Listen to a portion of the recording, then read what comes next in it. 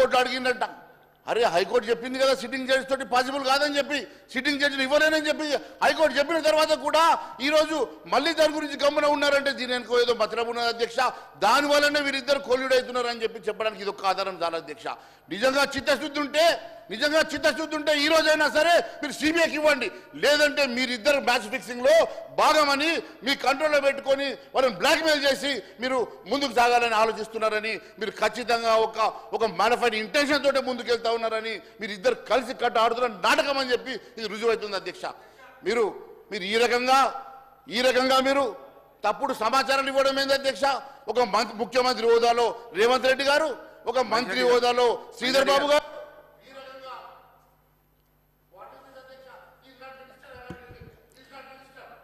This is the most appropriate thing, Adhyaksha. Baseless allegations ruling party మీద ఇద్దాం అనుకుంటే ఖచ్చితంగా కౌంటర్ వస్తుంది. గౌరవ సభ్యులు ఇది అర్థం చేసుకోవాలా. ఎందుకంటే కేంద్రంలో ఫైనాన్స్ మినిస్ట్రీలో పనిచేసిన అనుభవంతో నేను మాట్లాడుతూ ఉన్నా.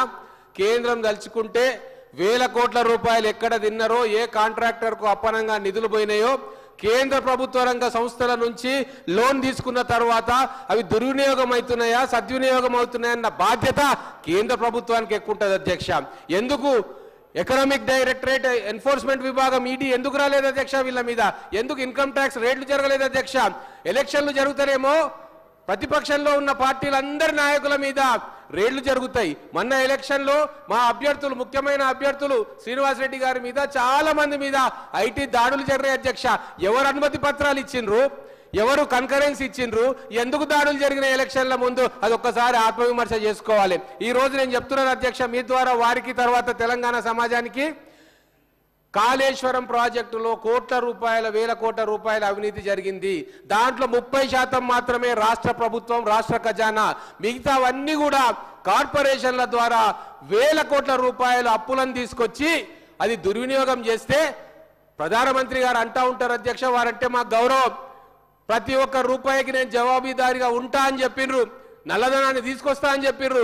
కళ్ళ ముందే నల్లధనం గుట్టలు గుట్టలుగా పేర్కొంటుంటే నోరు మూసుకొని చేష్టలిడుగు చూసి ఇప్పుడే వచ్చిన ప్రభుత్వము నిజాయితీతోటి మా మేనిఫెస్టోలో ఉన్న ప్రతి ఒక్క అంశాన్ని జ్యుడిషియల్ ఎంక్వైరీ చేస్తా అనే సాహసం ఈ ప్రపంచంలో, ఈ భారతదేశంలో ఏ ప్రభుత్వం వచ్చిన తొలినాల్లో చేయదు. అది మేము చేసి చూపిస్తా అంటే వాళ్ళకెందుకు ఉలికిపాటు?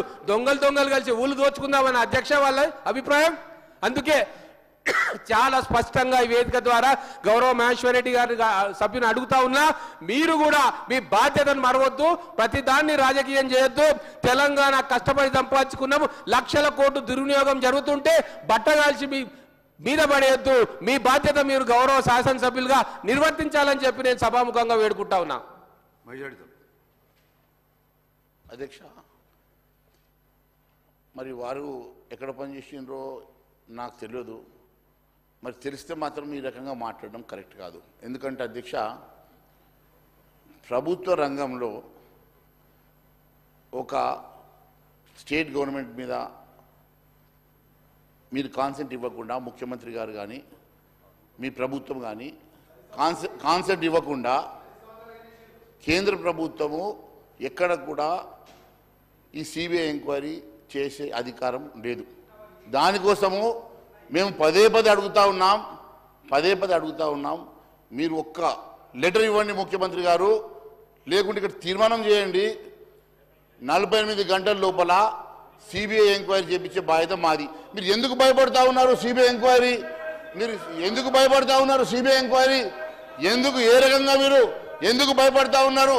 దాంట్లో మరి మీ వాళ్ళ పేర్లు ఏమైనా ఉన్నాయా? మీ వాళ్ళ పేర్లు, మీ మిత్రుల పేర్లు ఏమైనా ఉన్నాయా? దేనికోసం ఊరికే పిల్లలను చూసి, క్రాకులు చూసి వస్తే ఏమొస్తుంది అధ్యక్ష? కడుపులు ఉంటుందా? పిల్లలను చూసేద్దాం, కాళేశ్వరం పోయేద్దాం, నీటిని చూసేద్దాం. గత ప్రభుత్వం కూడా నీళ్ళని చూడటానికి ఒకసారి బస్సులు పెట్టిర్రు, ఈయనమ్మో పిల్లలను చూడటానికి బస్సులు పెట్టిర్రు. దీనివల్ల కాదు అధ్యక్ష. ఈ రోజు నిజంగా చిత్తశుద్ధి ఉంటే, మీరు ఇద్దరు ఒకటి కాదంటే, మీకు ఇద్దరి మధ్యన లోపాయికారు ఒప్పందం లేదంటే, మీరు ఈ రోజైనా సిబిఐ ఎంక్వైరీకి సిద్ధం కండి. 48 గంటల్లో సిబిఐ ఎంక్వైరీ చేయించే బాధ్యత మా భారతీయ జనతా పార్టీ అని తెలియజేస్తా ఉన్నాను అధ్యక్ష. ఈ రకంగా మీరు తప్పుడు మాటలతోటి మరి హౌస్ని మిస్లీడ్ చేయడం సమంజసం కాదు, ఇది మంచి పద్ధతి కాదని చెప్పి తెలియజేస్తా ఉన్నాను అధ్యక్ష. ఈరోజు పూర్తిగా ఇరిగేషన్ కూడా అధ్యక్ష, ఇరిగేషన్కి మీరు కేటాయించిన నిధులు ఎంత అధ్యక్ష? ఇరిగేషన్లో దాదాపు 22,000 కోట్ల రూపాయలు రీపేమెంట్కే పోతుంది. 13,500 కోట్ల రూపాయలు కాంట్రాక్టర్ల పేమెంట్స్కి పోతుంది. 13,500 కాంట్రాక్టర్ పేమెంట్స్కి పోగా 22,000 కోట్ల రూపాయలు మరి దాదాపుగా రీపేమెంట్స్కి ఇంట్రెస్ట్కి పోగా 35,000 కోట్ల రూపాయలు ఇస్తే ఆడికాడికే సరిపోతుంది అధ్యక్ష. అటువంటిది 28,000 కోట్లు ఇచ్చి చేతులు దులుపుకొని ప్రాణహిత సేవలు కడతారట. అయిపోయి వచ్చేసిందా ఇంటిమేషన్ అయ్యగారు మా మినిస్టర్ గారు చెప్పేసిండ్రు. నేను కూడా ఎక్కువ టైం తీసుకోను సార్, ఎక్కువ టైం తీసుకోను. వాళ్ళకేమో 2 గంటలు ఇస్తారు సార్, వాళ్ళకి 2 గంటలు ఇస్తారు. ఇక చెప్పొస్తూనే ఉన్నాడు, చెప్పగానే బెల్లు కొడుతూనే ఉన్నారు. నేను ఒకటే చెప్తా ఉన్నాను అధ్యక్ష, ఈరోజు ఒకటే చెప్తా ఉన్నాను అధ్యక్ష, ఇరిగేషన్లో మీరు ఏ రకంగా ప్రాణహిత సేవలు కడతారు, ఏ రకంగా మీరు చెప్పినటువంటి మేనిఫెస్టోలో చెప్పినటువంటి మరి అంశాలన్నీ కూడా మీరు ఏ రకంగా పూర్తి చేస్తారు. ఏఎంఆర్ ప్రాజెక్టు దగ్గర నుంచి మరి పూర్తిగా దాదాపుగా 18 లిఫ్ట్ ఇరిగేషన్లతో సహా 18 ప్రాజెక్టులు మీరు మెన్షన్ చేస్తున్నారు కదా. మరి దాంట్లో మీకు కావాల్సిన దానికి ఎన్ని వేల కోట్ల రూపాయలు అవసరం పడుతుందో చెప్పకుండా, మీకు రీపేమెంట్స్కి సరిపోయిన డబ్బులు కూడా మీరు ఇవ్వకుండా, కాంట్రాక్టర్ పేమెంట్స్ కూడా సరిపోయిన డబ్బులు మీరు ఇవ్వకుండా 28,000 కోట్లు గతంలో ఇచ్చినటువంటి ప్రభుత్వ లెక్కల ప్రకారం మీరు కూడా అదే నంబర్ ఒక 2-3 కోట్లు అటు ఇటు చేసేసి మీరు ఇలా బడ్జెట్ రిలీజ్ మీరు ఓడని అకౌంట్ చెప్పేసి ఈరోజు ప్రజల్ని మిస్లీడ్ చేస్తూ ఉన్నారు, సభను మిస్లీడ్ చేస్తూ ఉన్నారు. మీరు పూర్తిగా ఇది ఒక డొల్లా బడ్జెట్. ఇది ప్రజల్ని మోసం చేసే బడ్జెట్. మీరు ఇచ్చిన హామీలు నెరవేర్చలేని బడ్జెట్. మీరు ఇచ్చిన ఏ ఒక్క హామీ ఇలా పూర్తిగా నెరవేర్చలేని బడ్జెట్. 4 రోజుల తర్వాత పాపం ఎమ్మెల్యేలు కూడా నియోజకవర్గంలో తిరగాలంటే తిరగలేని పరిస్థితి వస్తుంది అధ్యక్ష. ఈ రకంగా మీరు ఇచ్చినటువంటి హామీలను ప్రజలు ప్రశ్నించడం మొదలు పెడితే ఎమ్మెల్యేలు గ్రామాల్లో తిరిగే పరిస్థితి కూడా ఉన్నది అధ్యక్ష. కేవలం ఎంతకాలం మభ్య పెడతారు, ఎంతకాలం డిబేట్ చేస్తారు అధ్యక్ష. కేవలం మీరు అధికారం రావాలని ఒకే ఒక ఆకాంక్షతో వచ్చిండ్రు, అధికారంలోకి వచ్చిండ్రు, ప్రజల్ని మోసం చేసిండ్రు, మభ్య పెట్టిండ్రు, అబద్ధాల మాటలతోటి ఈరోజు పూర్తిగా ఈ రాష్ట్రాన్ని మళ్ళీ మీరు ఒక ధ్వంసం చేసే ప్రయత్నం చేస్తూ ఉన్నారు. నేను ఒకటే అడుగుతా ఉన్నాను, గత ప్రభుత్వం చేసింది, గత ప్రభుత్వం ఎక్కడ కూడా మరి ఇచ్చిన హామీలు నెరవేర్చలేదని, గత ప్రభుత్వం ఎక్కడ కూడా ఇచ్చిన హామీలు నెరవేర్చలేదని ఈ ప్రభుత్వం కూడా అదే మాదిరిగా మేము కూడా వాళ్ళు చేసిండ్రు మరి మమ్మల్ని ఏం చేస్తారు అని చెప్పేసి మేము కూడా ఇట్లే కాలం గడుపుతామనంటే నడవదు అధ్యక్ష. గత ప్రభుత్వం అంటే మోసం చేసిందనే వాళ్ళని వాతలు పెట్టిండ్రు.